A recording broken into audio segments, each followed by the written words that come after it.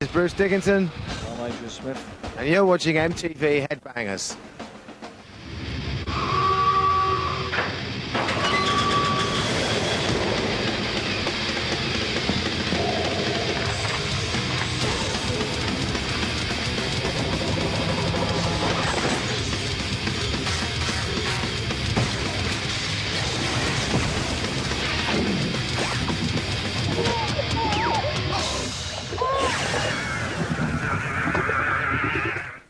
Hey, ¿qué tal, chicos? Bienvenidos a una nueva edición de Headbangers en MTV. Y la verdad es que la persona que tengo al lado no requiere... You don't need any introduction. You're Ronnie James Dio, and I cannot believe it. You know that in Latin America everybody said Dio? No, in America they say Dio. Yeah. And in Latin America they say Dio. I said, no, man, it's Dio. And Dio, yeah, they say both. You see, when you hear on the show, when they go Dio, Dio, not Dio. Here it's gonna be... You remember me. Dio. It's gonna be Dio, Dio. Okay. Anyway, it's good to have you here in Latin America. Great. And promoting an album like this, which is a great, heavy album, right. Angry Machines. You felt like angriness when you were doing this? Absolutely, because I look at the world around me and I find I'm very angry with the world around me. I'm very angry especially for young people, and we play music for, for all people, but especially young people who have no opportunities for jobs. And the world, I think, is becoming a little bit better. But it angers me with disease and war and too many people. It's a sad, sad world, and I felt very angry about it. So when we made this album, I talked about how angry I was, I think. And that's why this album is called Angry Machines, because machines, like Dehumanizer when we did the Black Sabbath album, which was about machines taking over the world, this somewhat says the same thing, that machines become more important than the heart of people, and that bothered me very much. So this is a very hard and heavy album, and very angry because of the way I feel about the world. In a way, we're becoming institutional men. Yes, we are. We are. Yes, we are. Well, Institutional Man was very different for me. Institutional Man is about people who are in prison, because I get many letters from people who have committed a crime, and very young people who are in prison, and they say, without the music that Dio makes, not Dio, okay, that Dio makes, or that Bruce Dickinson makes, who you've talked to before, or Scorpions, or Megadeth, or whomever, without that music, they would not be able to get by having to be in prison. So when they write to me, I realize that this is a part of our world that we don't think about, unless we have maybe a relative, a brother who might be in prison. We forget that there are people who live in a different society inside of a prison. So I wanted to write this song for them, to let them know that I know that they're there, and that I care that they are there. Vamos a ir entonces al primer video, que es un clásico. Although it's a classic video, believe me, we play this video a lot in Headbangers. Still today, this year, last year, the year before. Esto es The Last in Line junto a Dio. Great video. Great.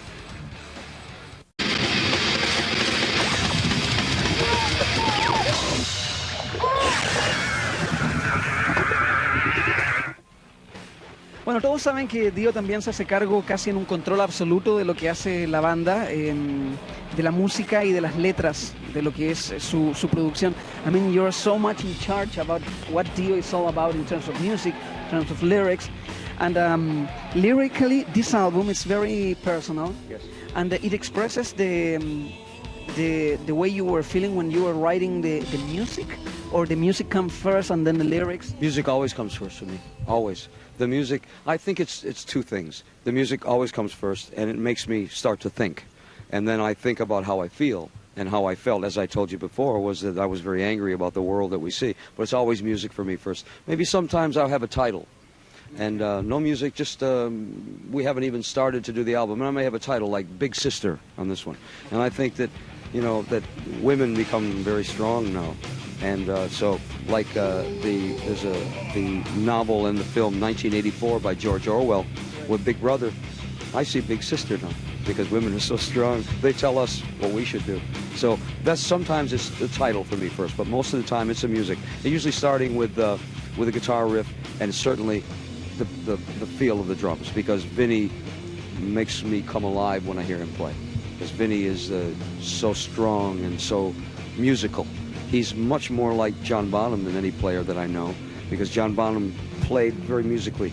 He thought in his mind with melodies when he played the drums, and that's the way Vinny feels. So for me, everything comes from the band.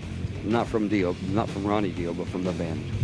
You were talking about Vinny Appice, or Yes. Vinny Appice, Mhm. Vinny Appice, and Jeff Pilson is playing the bass, That's right. ex-Dokken, and there's Still a... Dokken. Still Dokken? Still Dokken. Oh, you're right. Yeah, Still were Dokken. touring last They year. just finished touring, yeah. And how is the involvement with the band, with your band, Jeff Pilson? Well, Jeff is just probably one of the finest musicians I've ever known in my life. Great singer. Great writer, brilliant bass player. Just an total musician, great musician, and always been a good friend. That's first important, the most important thing. If you have people that you work with that you're not happy with, you make bad music. I've made bad music with people that we weren't happy with, but with Jeff, he's always only thinks about music. It's just, he's so driven by the music. Jeff is someone I will always want to work with, and I think Jeff will play and write with us on the next album that we do. The next album for us will be, well, actually the next album that we have released is in February, is a live album, the very first Dio live album, no other live album that we've ever done. But after that, we're going to do a concept album, the first Dio concept album too. Probably be a double CD as well, like the live album is. It'll take us a year to do it, but I want it to be a masterpiece, because I have such great people to do it with. There's one band member left, the guitar player. Who's the guitar player? Tracy G. Tracy has been with us for 5 years now. Tracy had played before with Vinny, with Jimmy Bain, and himself with a band called World War III. And when we put Dio back together after the Dehumanizer album, Vinny said to me, "I have the guitar player. You love him." Jimmy said, "I have the guitar player. You love him." "Who is it?" "Tracy G." And Tracy plays, to me, Tracy's like Tony Iommi, who is my favorite guitar player to play with. Tony is just so special, but Tracy is that special too. He plays riffs all the time. Every time you say, "Have a riff?" "Well, I have maybe 20 riffs." "Only 20, yeah?" Tracy's brilliant, and he's also, from the heart. So we get along so well, and that's so important for us. Aquí van a ver a Dio con otro héroe de la guitarra que ahora tocan Def Leppard. Eso es Vivian Campbell junto a Dio en los tiempos de We Rock.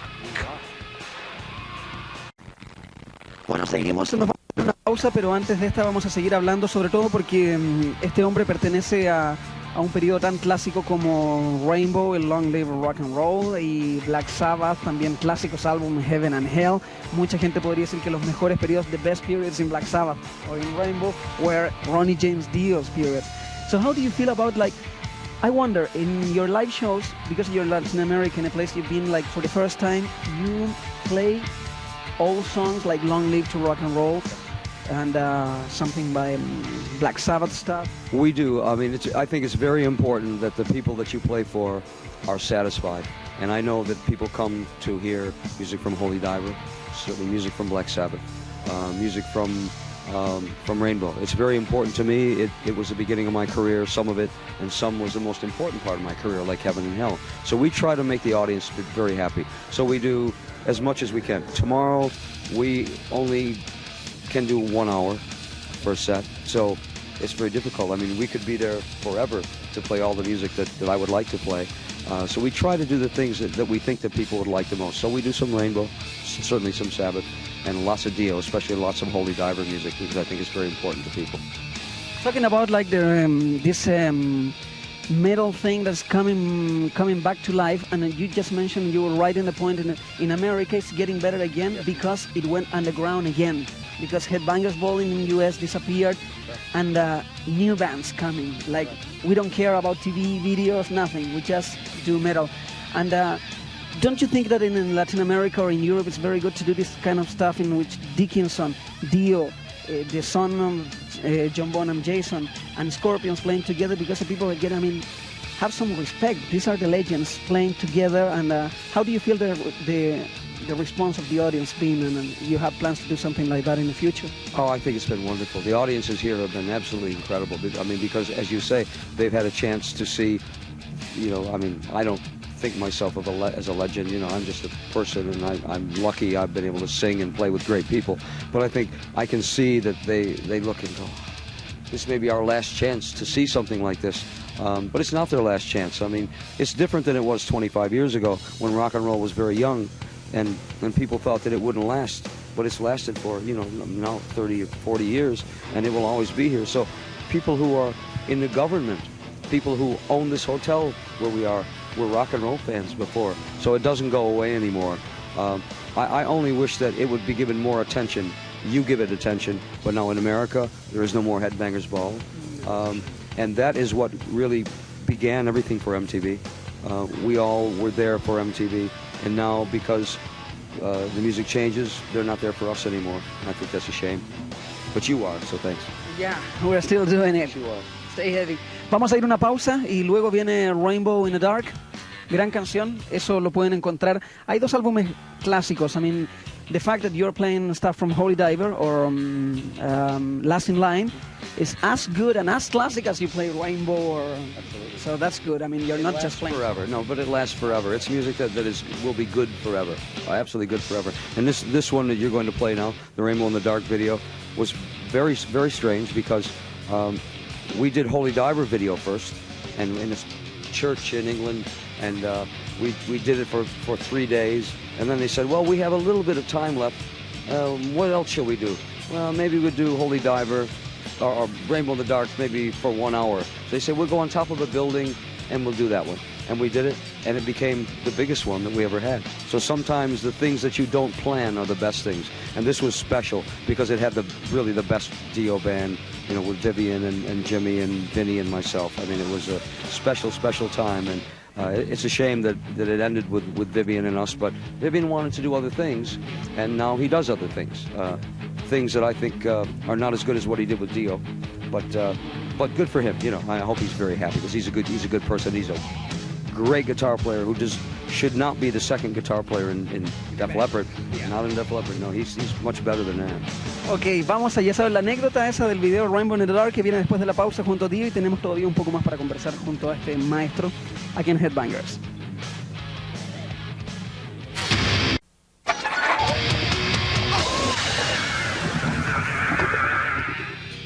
Ya estamos de vuelta en Headbangers y esta es la última. This is the last chance to talk with you, man. I'm very amazed. I feel the same way I started with AC/DC, and I feel the same way the first time I met Angus and Brian. I said, man, I cannot believe it. This is the reason I got in the heavy metal in the first place. We were talking to Bruce Dickinson about this new genre in heavy metal, this whatever you can call thrash, and about singers. There's a pattern now from Metallica and then maybe from Pantera. There's a pattern of heavy metal singers now, which differs a lot from the pattern we were used to with Dickinson, Geoff Tate, Ronnie James Dio, and Rob Halford, like great singers. What happened? I mean, what happened in terms of heavy metal singing in a... I think that singing became not important anymore. It became less important than the music behind it. I think it became, as you said, thrash. It became just a sound, a noise, more than it became music. You see, you must remember that the good singers like thank you for including me in that, but Bruce and Rob, we all learned from people who were our heroes, from Deep Purple. From Ian, from David Coverdale at times, from Glenn Hughes, from Robert Plant, of course. So we learned from the best. These were people who were the best musicians and the best singers. So we wanted to be like them. And then people started to be like DIO, and they wanted to sing like Bruce, and they wanted to sing like Rob. And then that went away. And like every generation, you say, they're old. Now we're young, this is our generation, we'll be rebels. So the people they like are Henry Rollins, or and it becomes not singers anymore. Our pride was to be great singers, to be able to sing high notes and hold notes like Pavarotti more than like anyone else. So it's a generation thing. The generation says we don't want to be like them because that's not our generation. Our generation is At least there's a place in Latin America, which is Argentina, which really appreciate great singers. That's right. And they're still doing like heavy metal, and the bands like Malone, like popular bands are like with a singer, man. That's right. A singer in the because they love DIO, Ozzy. I must tell you, Alfredo, for me, the greatest times are when an audience doesn't scream and yell when I sing, or when a good singer sings. It's when they do this. And this happens here in Chile, happens in Brazil, always happens in Italy. When you sing something good, they go, Bravo. They don't go, ah, they go, bravo. That is the greatest compliment to a singer, when they stop and they applaud because it's good. That's the best for me. I hope that will happen in Santiago as well. There will always be good singers to listen to. I hope that I can be one of them that will maybe help other young people want to sing better. But for now, it's because of the generation. It'll always come back around. There'll always be a good singer somewhere, I think. Just in one short sentence, because it's time for bye-bye, one short sentence for Richie Blackmore. Richie was always my hero. Richie is the best musician I've ever played with. He was always my friend. He was never difficult for me, never. I respected Richie. Richie respected me. We made music that will live forever, I think. From Stargazer to Light in the Black to Catch the Rainbow to Man on the Silver Mountain will always last because it's quality. Richie is a genius, and Richie should always be remembered as one of the three great guitar players on earth. Jeff Beck, Jimmy Page, and Richie Blackmore always will be, to me, the finest guitar players. And Richie should be a god always. Don't listen to when people say bad things about Richie. I only tell you that Richie, to me, was always a friend, always a great musician, always a joy to be around. Richie Blackmore is one of a kind. There'll never be another Richie Blackmore. And very short, because we're running out of time, Black Sabbath reunion.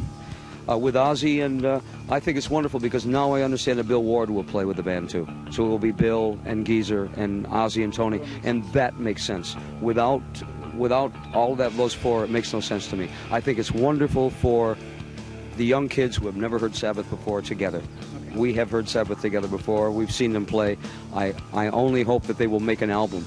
I hope that they won't just do it because we can make money, because money is not music. Music is from the heart. I hope it works for them, and I'll be very happy for them because I love them all. Aquí está Wild One y nos despedimos de este señor. No, thank you very much. Y seguimos con Bruce Dickinson y esto de Adrian Smith aquí en Headbangers, Wild One. Y al otro lado, Roy C. Bueno, él no necesita mayor introducción. Bruce, thank you very much for being here. I mean, we're in Chile now. Last time I met you was in New York for the Scan Work period in which Roy C. actually participated. But you were not there. And maybe, I mean, the most amazing thing about Bruce Dickinson being back with a new album is the Adrian Smith is back too. So how do you feel about this reunion in a way? It's been great. I mean, Bruce actually started working with Roy, working on new material. He wasn't on Skunk Works. Yeah. He wasn't? No. But producing? No. No? He produced a new album. He produced Accident at Birth, and he wrote 9 of the songs on it with me. So that means in a way that everybody's thinking about Adrian Smith and Bruce Dickinson, because I mean it's the Iron Maiden thing, and maybe Roy C. Because a lot of the album is this guy. I mean, I wouldn't have written the songs as heavy if he hadn't been giving me the really, really heavy riffs. I mean, when you hear, I mean, you check out the track listing. I mean, me and Adrian, I thought, wrote some real cool stuff, but we came in kind of at the last minute, or Adrian came in, we'd already written a bunch of songs, and we want to write more next time around. But the sound of the record, like how heavy it is, blame him. Yeah. But the band is still the band of gypsies. I mean, the guys are playing with you live, the Tribe of Gypsies. The Tribe of Gypsies. I mean, not all. There's only 3 of them. There's a lot of guys. I mean, Roy should talk more about the Tribe, but there's a lot of guys. There's more than 3 make a tribe, But I mean, the 3 guys from the Tribe of Gypsies are in playing with us, and next album and next tour it'll be the same thing. But a Tribe have got a new record coming out next year as well. So. This is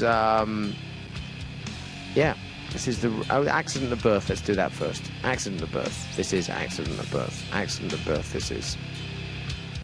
Esto es la carátula interior del nuevo álbum. Se llama Accident of Birth.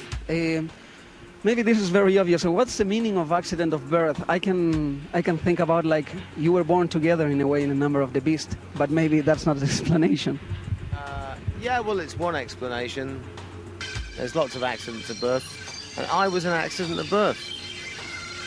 You know, I mean, this is a Catholic country, isn't it? Now, this will really piss everybody off. See, my mother tried to have an abortion, and it didn't work. And so I was an accident of birth. So I thought that was kind of, well, not amusing, but to find out about it at the age of, 30-something, was like, wow, good name for a record. Then I thought there was lots of, the way that the record was born was an accident, because I didn't intend to get rid of Skunk Works, but it happened, so that was, and then getting back together with Roy was, nothing was planned. And so everything came together accidentally, and it was really cool. As Roy mainly focusing in the music part, you took the part of in charge of the lyrics and all the name of the album, Accident of Birth, and all the ideas of. Well, you can't really separate the two things out. I mean, yeah, I write the words and a lot of the tunes, and I wrote one or two bits of guitar. I stress one or two, but in general, that's the way it kind of worked out. And I like working that way because I get off on guitar players. I really like getting off on riffs and trying to add something to it and build on it, And there's Roy and Adrian are great guys to work with because they understand melody and they understand space. You've got to have some space in a song, even some really fucking kick-ass, steaming, driving song. You've got to have a groove in it, and there's got to be some space for things to happen. That's what's different in this band to a lot of other metal bands, is that there's a heartbeat to it. Even when we're playing real fast and everything else, it's not, the rhythms aren't kind of jagged and ugly. They're like real smooth and powerful. You wanted a video and place it right here in the middle. Maybe it's a song you like, the video you like the most. Which is the song that? Well, it's not the video. Actually, I haven't even seen this video yet because we've been on the road since they edited it. But we just thought we'd put it in the middle, so we'd make sure we had a heavy one at the end. So I mean, this is a pretty cool song. We actually did it in Spanish as well. But not on the video. By the time we did it in Spanish, we'd already shot the video. But this is Man of Sorrows, and it's about the childhood of a guy called Aleister Crowley, who spent his whole life trying to be the Antichrist. Hey, sorry about that. This Pope's not going to like this show, is he? Ahí va Man of Sorrows and Headbangers.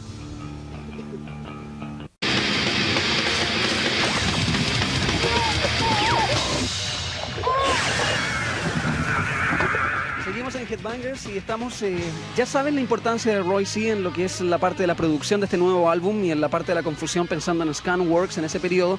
La verdad es que él estaba muy envuelto en el periodo de Balls to Picasso, y antes estaba Tattooed Millionaire, which was the first Bruce Dickinson solo album. So Roy, si quieres me lo puedes responder en español o en Spanglish, whatever. The fact that some people compare this new album with the Balls to Picasso album in terms of the heaviness or whatever is because you're involved with the thing, or you like Iron Maiden a lot, or you're in love with this man. Just a second here. Yeah, let's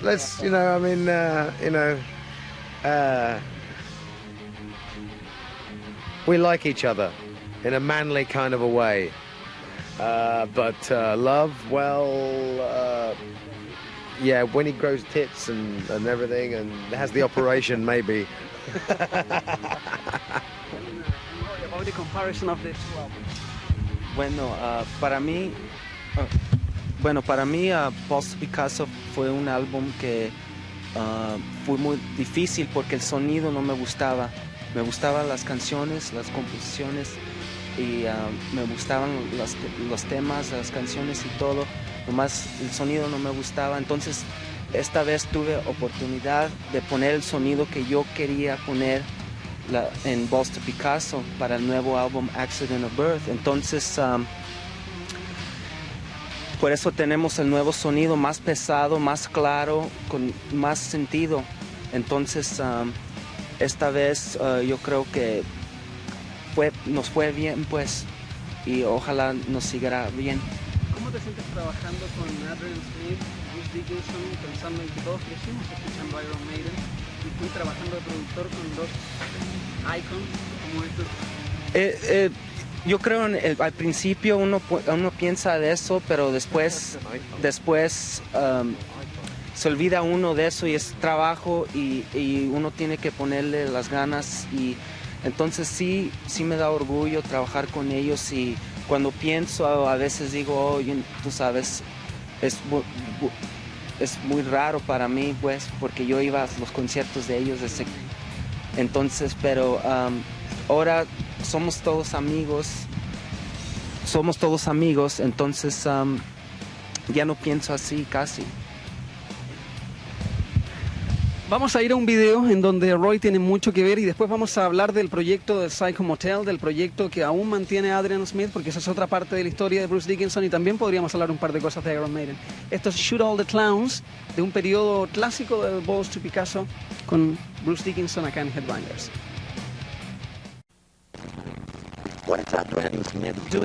Right now, because we know you're still working in the Psycho Motel project, and which are your future plans? Your second album is going to be released soon. Well, it's out in Japan. It came out in Japan 2 months ago. We're going to get it out at the beginning of next year, and I'm going to be doing some touring at the beginning of next year, sort of February, March, April time. And we have a new singer, so it's a lineup change from the first album. But I'm pretty excited about the album. It came out very, very well. What are you going to do in terms of your the live show? What are you playing now in Santiago, for instance, in terms of including all Maiden songs because the two of you are together? Yeah. Well, we wanted to do a few. I mean, as long as they fit in with the new stuff we're doing. Obviously, the set is built around the new record. You know, that's the most important thing. We chose some Maiden songs that fit in with the new stuff we're doing. And we're having fun playing them, and the audience enjoys listening to them. We haven't got a problem playing, you know, old Maiden stuff. The stuff that, you know, Bruce and I wrote when we were in the band, you know. You'll enjoy it. We enjoy it.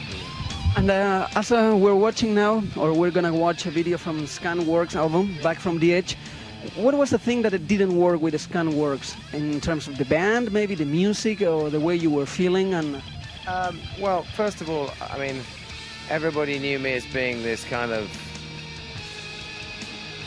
old metal singer. And the kids who were in Skunkworks were very much into the kind of, you know, alternative thing and everything. So, you know, the old metal fans didn't accept the alternative sound, and the alternative fans didn't accept, you know, the old metal singer, you know. So that was difficult. Ultimately, after about a year, I think the difference in where they wanted to go and where I wanted to go, we just sort of got together and in a very friendly way said, hey, this is not going to work on the next record, you know. But having said that, I think Skunkworks a really cracking record. I think it's a really good record. And it's not one that I regret doing because we did some great music, and maybe it's just kind of anecdotal evidence, but I'm getting journalists now who didn't like it 6 months ago, and they keep listening to it and they're going, you know, it was a great record. It's a shame we never gave it good reviews at the time. But there's, you know, sometimes that's the best way, you know, because I've built up, you know, with Tattooed and Balls and Skunkworks, I've built up a history of very different rock records, and all of them in their own way are very individual, and all of them I think have got some very good music on there, and it's led up to Accident of Birth. I couldn't have made Accident of Birth without doing Skunkworks, and you know, so it's just built up to this, and now it's so good live, you know. I mean, the band, all of us, is so good it's stupid, you know, and and I just get this huge, I can't believe some nights I'm playing with it, and I haven't had a feeling like that since the very first time I went out touring with Maiden on the Number of the Beast tour, when it was just like there was somebody else on stage with you some nights, and it was like, wow, where is all this vibe coming from, you know? And it's a real trip, and I think we can do it again on the next record. We're going to try anyhow. This is an amazing video. This is an amazing video. The Back from the Edge video. Good lungs. Yeah. It's a Water video. It's all one take. It's all one take. Es decir, está todo hecho de una toma. Back from the Edge, The Scan Works, Bruce Dickinson.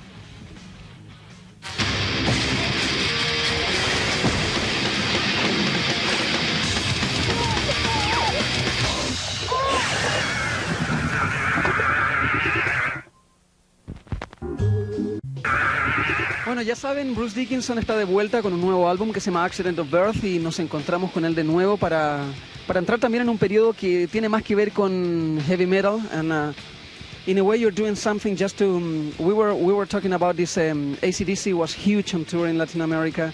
Kiss brought the whole thing, and Motley Crue is back, although it has nothing to do with Iron Maiden. And maybe this is going to sound like real stupid, but... is there any chance of Iron Maiden getting back together? What do you feel? No, never. Well, here's the deal. We made great music for many, many years, and I don't think you can relive that by just getting back together again. I don't think that the reputation of Kiss has really... A lot of people went to see them, but I'm not sure that musically it's done them a great deal of good, you know. It's a one-time thing, and all the kids who went, hey, I never saw them live, come out, they go see them, and they say, okay, that's it. And then they're not interested in Kiss ever again, because they went, oh, I saw them now, and it was okay, you know. So I want to keep Maiden, the memories kind of special, and... I mean, it's not always true. I mean, you know, maybe when the Black Sabbath thing gets back together, that'd be really cool, you know, I mean, but so it can happen, but in general, I'm very skeptical about reunions. In any case, Steve doesn't want to do it. He's making music now very, very different to what we're doing on Accident of Birth. You can hear the difference, and that's cool, because people can follow both bands. There's no law that says you have to take sides. It's not about that. It's just about rock and roll. Enjoy yourself. Have fun. Are you still in touch? I heard that you work with Dave Murray in one song. And are you still in touch with the guys from Maiden? I mean, maybe answers from... I've been, excuse me, I've been friends with Dave since we were 15 years old, you know, so we're always going to be friends. And Dave actually came down and played on the new Psycho Mattel record. You know, I thought it'd be nice for just the vibe, you know, to play with Dave. We do some harmony stuff, and you know, on one song, which is cool. I see a bit of Nico. Nico came to see the show when we played in London. You know, it's all pretty cool, you know. Yeah, we see each other. Yeah. Yannick's again. I mean, I've known Yannick since I was 19.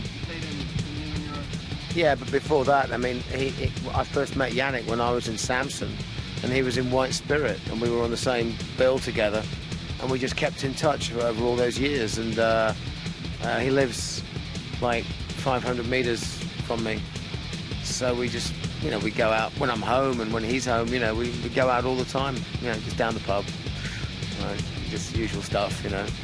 That's a good thing about, like, I watched Iron Maiden a couple of times in the last tour, and they were playing very cool places, like 500 in the United States, The Edge, Fort Lauderdale, cool places, and I just got the same impression. I mean, there's some certain element of coolness about playing, like, not here in Latin America, but in the US, play like small clubs, feeling that rush again. Yeah, I mean, we used to do, you know, huge gigs with Maiden, and we had a big production and the whole 9 yards. But you know, there is something nice about stripping everything down and saying, well, this is just the music. We're playing these songs, and getting, you know, get any excitement, you know, like that. And you can do that in a small club. You can't do it in an arena because you have to have a show, you have to have all the lights, people can't see you probably, you know. But, I want to thank you very much for this chance of doing Headbangers again. And Roy, maybe you can introduce this last video and me dices por qué te gusta Road to Hell. Bueno, me gusta Road to Hell porque es una canción muy buena, pero Road to Hell fue una canción que, la primera canción que Adrian y Bruce hicieron desde que se reunieron, y es una canción que tiene el sonido que ellos siempre han hecho, y esta es la canción que se llama Road to Hell. Thank you. That's Ahora viene el fight. How do you feel about new singers in heavy metal? Because it seems that the pattern of like whatever Pantera singing, because here you're playing with Ronnie James Dio and Rob Halford, Bruce Dickinson, Ronnie James Dio, the best singers ever in heavy metal, and there are no singers now, or there's no trainers now in heavy metal. No, there are singers out there. Strangely enough, I mean, most of the really good singers are, there's a lot of really good female singers,